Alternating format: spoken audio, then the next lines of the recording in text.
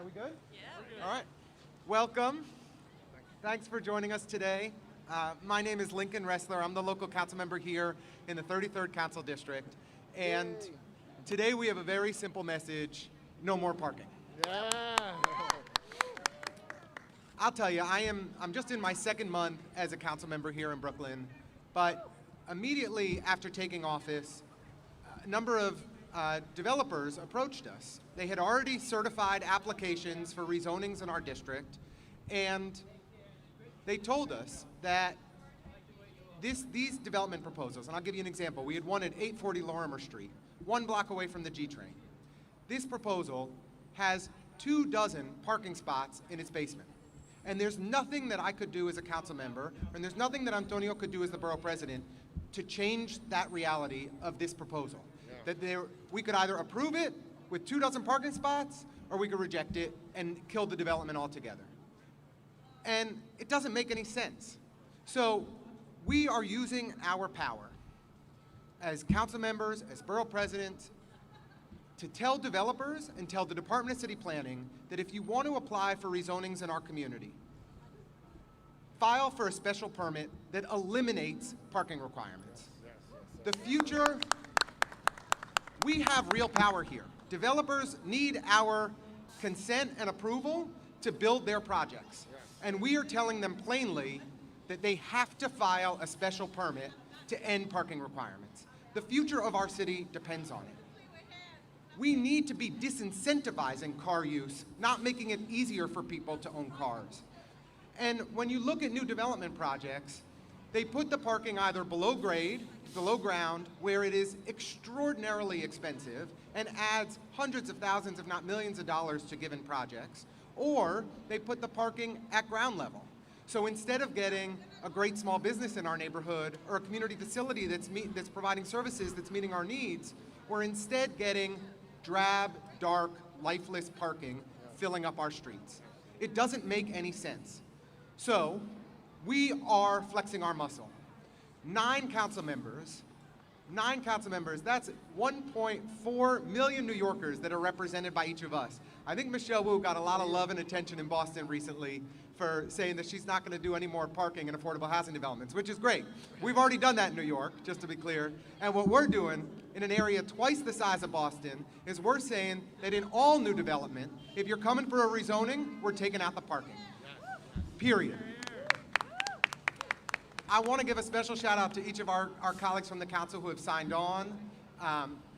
Jen Gutierrez, Chi Ose, Crystal Hudson, Sandy Nurse, Farrah Lewis, Rita Joseph, and my colleague who's here, Alexa Aviles. Thank you all for your leadership. That is more than half of Brooklyn that has come together to say no more parking in rezonings. But I want to especially thank my partner, Antonio Reynoso.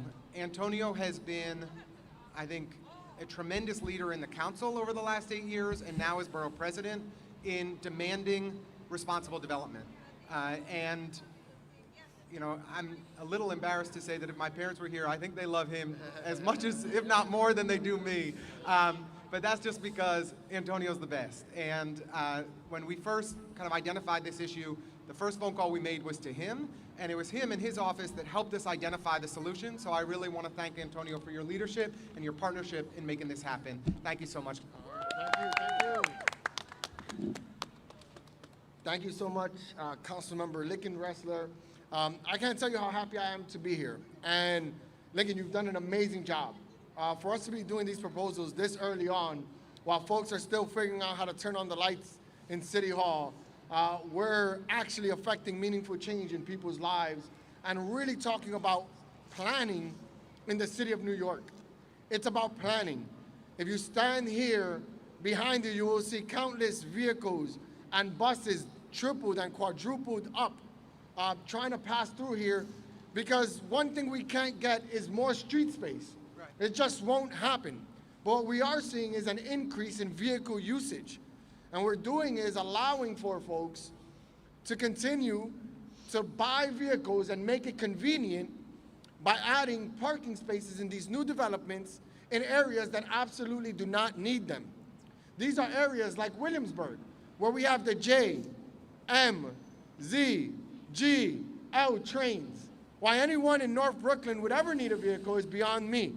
But outside of that, in areas that are transit rich, we could be doing better by ensuring that all those folks are taking public transit, right, making it more reliable, more fiscally sound, while also taking down this burdensome cost on developers, right, and start having an opportunity and applications that come to the city council to negotiate for better deals on affordable housing.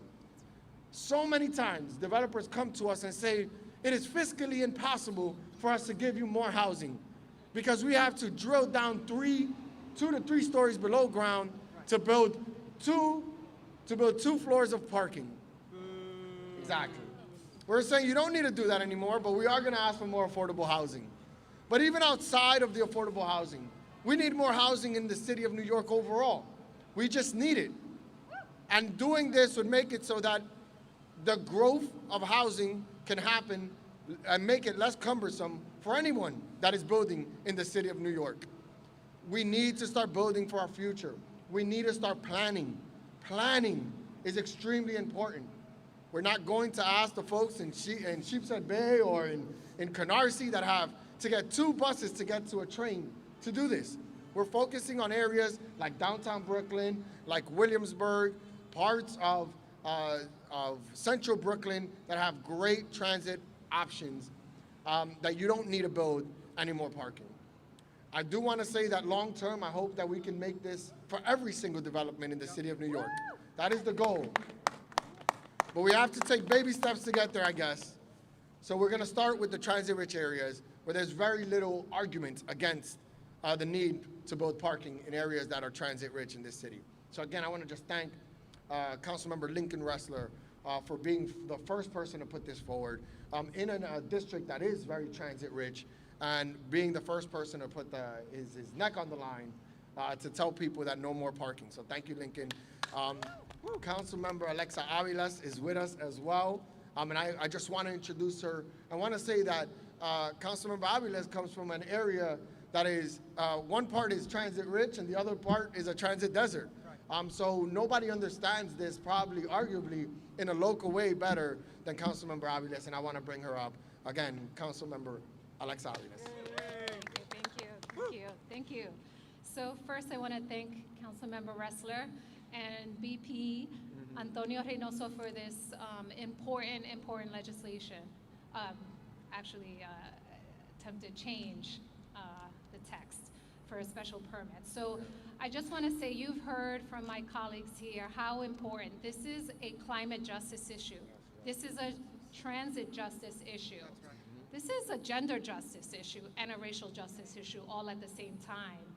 Our communities want to thrive, and in order to thrive, we need to do things that are different. And we need to ensure that our future generations can be here in this city, that we have air to breathe, that we have a planet that is here to receive our future generations. And we will not be able to do that if we continue to use policies of the 50s. This is a transit-rich city, and as such, we should be developing in a way that is green and resilient and that takes people at the center, not profit. So we are asking the Department of City Planning and our city to do better by our children, to do better by us, to make sure that we are not giving away to cars, that we are reclaiming our space, and we are in a housing crisis. We need low-income housing. We should be leaning in. We have 100,000 people who need housing in this city. We should be doing everything in our power to make sure that we are developing the kind of housing that our people require. And so we need to give up parking lots, so be it. We need to make sure that we're gonna breathe air, let's give up the permits. So thank you so much for being here. Let's get this done, and thank you to my colleagues for taking this step forward. Thank you so much. All right. Thank you, Alexa. Thank you so much, Alexa. You know, just as Antonio said, we do support a zoning text amendment change. We want the Department of City Planning to act to revisit the parking requirements citywide. What we can do within our power today is send a strong message to developers that if you want approval on projects in our district, you need to file a special permit to eliminate the parking requirements. There's a project right now that's coming across our desk.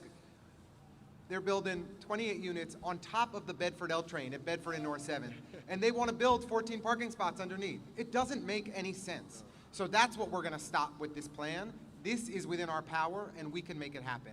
We've had a number of great advocates who've had our backs and have been pushing for years to really reduce our reliance on cars, to kill car culture. One of the great ones is Transportation Alternatives, and I want to introduce their executive director and our friend, Danny Harris. Thank you. Thank you. Thank you. Thank you very much, Borough President Reynoso, to Councilmember Alvarez, Councilmember Restler, and all the other advocates that are here.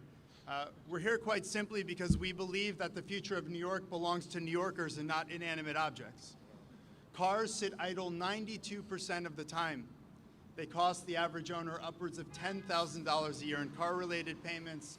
We have the worst traffic in the nation, and I can go on and on. So I would ask any New Yorker, how are you thriving in the current environment? When you're stuck in traffic, when you can't feel safe to cross the street, when 60% of the vehicles currently in New York City are SUVs and light trucks, vehicles that are built to kill, especially our most vulnerable. How are you thriving? You're stuck in traffic, you can't make payments, stuck in crippling debt. Healthcare workers have the longest commute time in New York. New Yorkers are choking on vehicles, and let me tell you, it doesn't matter if these cars are electric or autonomous or they run on hopes and dreams, they're still built to kill our city and make us a more inequitable place. Today, what we're talking about quite simply is how we give every inch of this city back to New Yorkers. You can be a New Yorker who drives and we welcome you, but our streets belong to New Yorkers. Yeah. To the most vulnerable New Yorkers, to healthcare workers with the longest commute time, I understand that also commute time is one of the single biggest indicators of moving people out of generational poverty. This brave act today is another way that our leaders are taking back the streets of New York by putting people, putting housing, putting climate justice, putting racial justice, putting our most vulnerable first. 40% of trips in New York that take place by car are under 2 miles. With projects like this, we can give more New Yorkers options to get around without a vehicle. I thank you for your brave leadership. We at Transportation Alternatives stand with you until we do this in every neighborhood across the city. Thank you very much. Thank you. It's now my pleasure to introduce Sarah Lind of Open Plan, who's the Director of Policy at Open Plans, New York. Thank you, Sarah. Thank you. Hey everybody, I'm Sarah Lind. I'm the Director of Policy at Open Plans. We're an organization dedicated to making New York City's streets livable for every New Yorker. And I don't know about you, but when I look around behind us here, it's just cars, cars, cars. There's basically 4 lanes of cars. It doesn't feel very livable to me. We know through the pandemic, we saw open streets, we saw what our streets can be, full of joy, children playing, people out meeting their neighbors, enjoying their city, but they can't do that when their streets are packed with cars. And we know that zoning that requires a minimum number of parking spots in new construction incentivizes people to own and drive cars, even when they otherwise would not and would not need to. So this policy, as our wonderful council member Alexa Avilés said, this is from the 50s, and we need to be living in the 2020s at this point. And we know also that New York City is very far behind on this issue. We see, cities like Buffalo, other places, small cities, big cities, getting rid of their parking minimum requirements, and we need to catch up. I know that Mayor Adams likes to think of us as innovative and on the front line of policy. Well, we're way behind on this. So we're at Open Plans incredibly, incredibly grateful to Council Member Restler for leading the way on this, Council Member Avilés and the others that were mentioned, and of course Borough President Reynoso. We're so grateful to them for taking this critical step, but we also want to say this needs to go citywide. Let's do it once, let's do it right, let's get this done. So Mayor Adams, city planning, it's on you. Let's get this done, but for now, thank you so much for this. All right, good job, Sarah. Thank you, Sarah. Thank you, Sarah. And it is, it's my honor actually to introduce somebody who's taught me a great deal. I've been a friend and ally for many years, and somebody who is who leads one of the most sought after endorsement processes in New York City, Eric McClure of Streets PAC.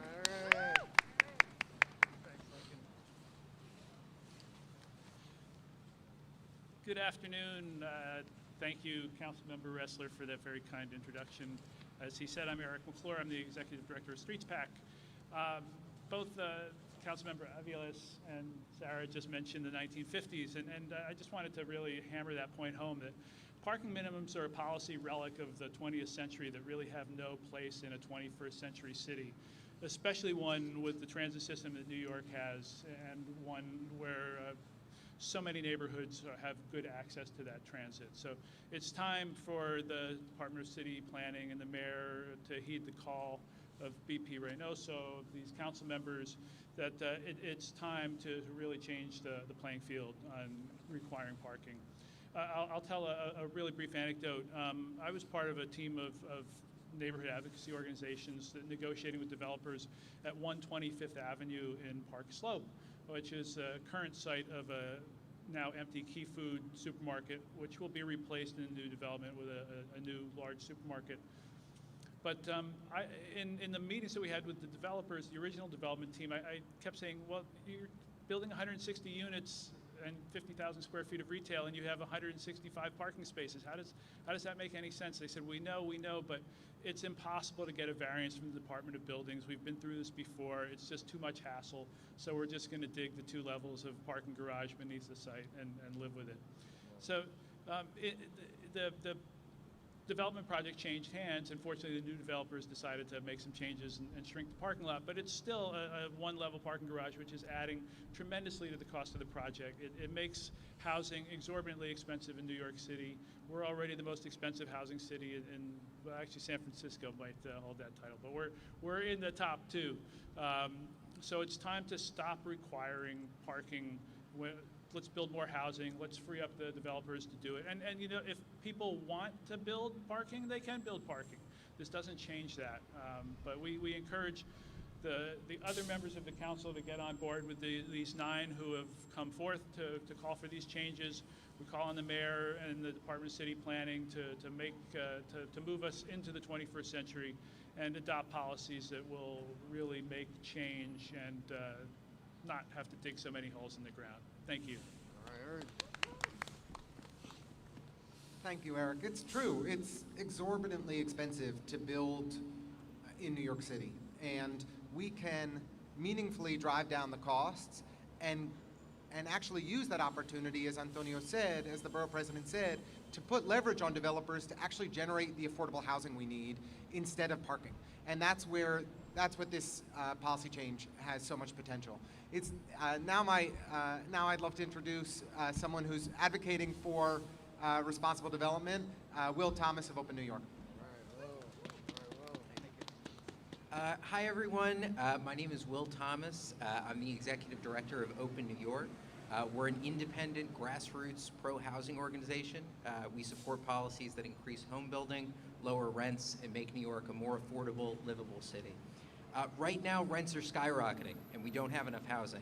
The affordability crisis demands that we do everything within our power to lower housing costs for New Yorkers. And we know that parking mandates make new housing more expensive for both renters and prospective buyers. Allowing home builders the chance to provide more housing without parking, especially close to transit, is a clear win for housing affordability and more sustainable living. And we hope that these reforms can be ultimately expanded across the city. In fact, ending parking minimums in cities like Buffalo brought rents down without reducing parking for neighborhoods that need it. Ending minimum parking requirements is proven to work right here in New York State, and we should implement it here in New York City. Open New York is proud to support Council Member Restler and Borough President Reynoso in their push against onerous and outdated parking requirements, which is a badly needed step towards citywide parking reform. Thank you. All right. Thank you so much. Just want to close with something that Councilmember Aviles spoke to so eloquently, which is the climate crisis is the existential challenge of our time. And we cannot be making it so easy for New Yorkers to own cars. We have to drive down car ownership. And eliminating parking in new rezonings is a critical way to do it, and it's just the first step. So we'd love to take a few questions if anyone has. Sure.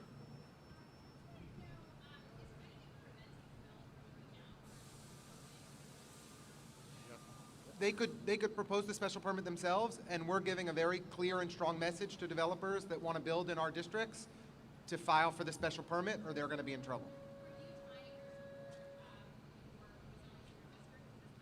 If a developer fails to file for the special permit, it will be much, much, much harder to get me to yes.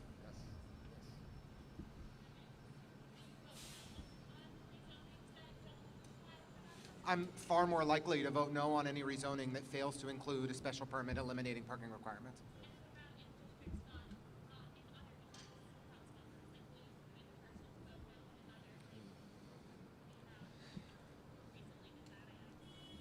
You know, project by project basis, each council member knows their district best, and not every part of New York City is as transit rich as the 33rd Council District. We've got 24 train lines that come through our district. That being said, or 24 train stops, I should say, that come through our district. That being said, I'll be less likely to support projects that are increasing parking supply, period. You want to jump in on anything?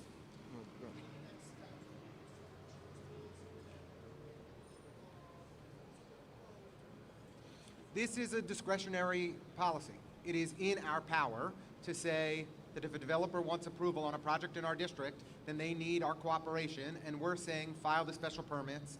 We don't want parking. We want the Department of City Planning to be our partner in this effort. Every applicant, every developer works with the Department of City Planning to file their application, and we're telling DCP to get on board and to help us so that we can eliminate parking in new rezonings. And it's just an encouraging sign, is letting anyone that is building in Brooklyn specifically, in transit-rich areas, that your project will move a lot more smoother should you apply for the reduction in parking or the elimination of parking. So as a borough-wide look, we're going to be paying attention to all these transit-rich areas. And if a developer comes in with the standard parking requirements, we're going to discourage them from doing that. And encourage them to apply for the permit and ask DCP for the complete elimination in these areas. So it's just while Lincoln is making a very strong stance of what he wants to see in his district and all throughout Brooklyn, as the borough president, I'm also going to be having a conversation with council members in and around transit-rich areas so that we can make it from the beginning of the process to the end of the process a smoother process should you eliminate your parking spots.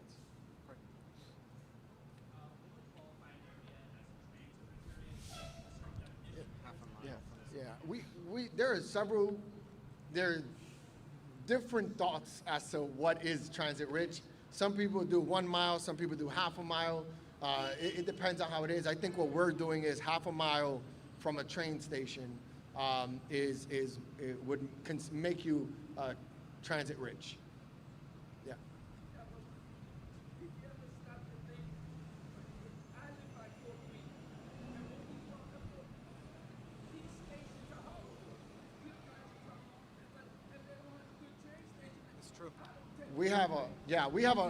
And this is why I think the legislation that we're proposing right now actually speaks to transit-rich areas. There are places in Brooklyn, and I want to encourage or discourage the use of single-use vehicles or personal-use vehicles to get yourself to work and so forth. I want to discourage that. But in the outer portions of the outer boroughs, especially in Brooklyn, you got to take 2 buses to get to a train station. And a lot of people don't have the luxury of where I live in Williamsburg, where there's 4 or 5 train stations within half a mile. So I think what we're trying to do here is an olive branch, letting people know that we get it. We got to do better in improving our reliability, our cleanliness, our safety of our subway stations. But specifically, we had a press conference 30 minutes before this one, which was looking to improve the bus service network within Brooklyn and the city of New York. Should we do that and make it more convenient, more reliable, cleaner, and safer, then we can start pushing these type of policies closer or outside of these transit-rich areas. But let's start in the places where we know that the subway system is reliable, the bus system is reliable, and that the need for vehicles is unnecessary. No. I was just going to say, this is not in lieu of, this is in addition to advocating that our city invest in its mass transit system. It is the lifeblood of our city. Right. We need it to work. We need it to be the best that it can be. So we want our city to invest significantly in mass transit, that beautiful transit system that we all depend on, to improve it, make it better, make it safer. So this is just a piece of a larger strategy that we need to do that leans into climate change, that leans into better policies that work, particularly in these transit-rich areas. So I just want to say we are trying to walk and chew gum at the same time, but let it be known we want to invest in our mass transit system. That is critical for our city. Yeah, and I just wanted to add that for those New Yorkers, we know millions of New Yorkers, we just had this press conference, millions of New Yorkers that rely on buses. Getting more New Yorkers to not be using their vehicles and driving around will help all of the millions of New Yorkers who rely on buses. Having less traffic congestion on our streets will speed up our buses and help those of us who rely on buses. So again, it's a yes and. Any other questions? Great. Thank you all for joining us. Thank you all. Have a great day. Enjoy. Spread love. All right. Thank you. Thank you, my brother. Thank you guys. Thank you guys. Good job.